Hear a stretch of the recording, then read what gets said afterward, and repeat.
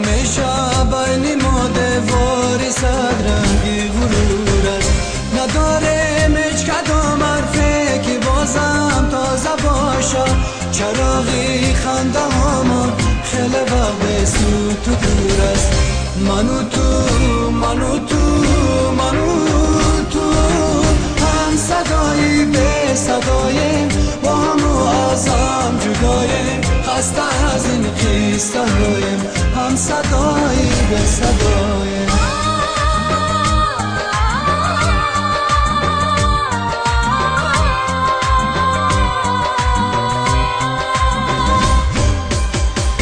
نشستیم خیلی شبها قصه گفتیم از قدیمان یک عمر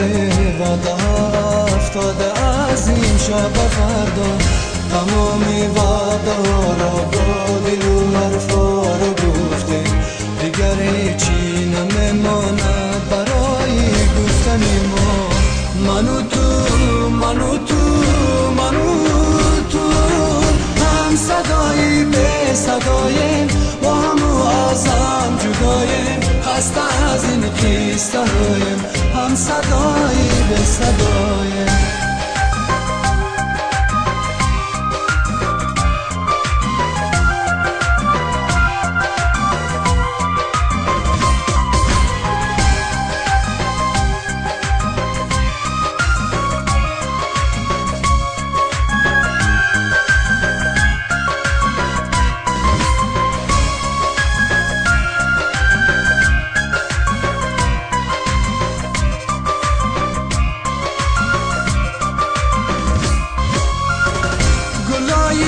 سرخی من پوسیده ماندن روی باغچه دیگر افتاده از پای ساعت میرفت اتاقه گلای خالی رنگ زردی پاییزی گرفتن چونان خسته شدن از حرف هر روزی تو با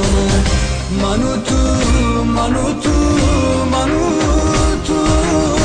هم صدایی به صداییم با هم و از هم جداییم خسته از این قصه هاییم هم صدایی به صداییم من و تو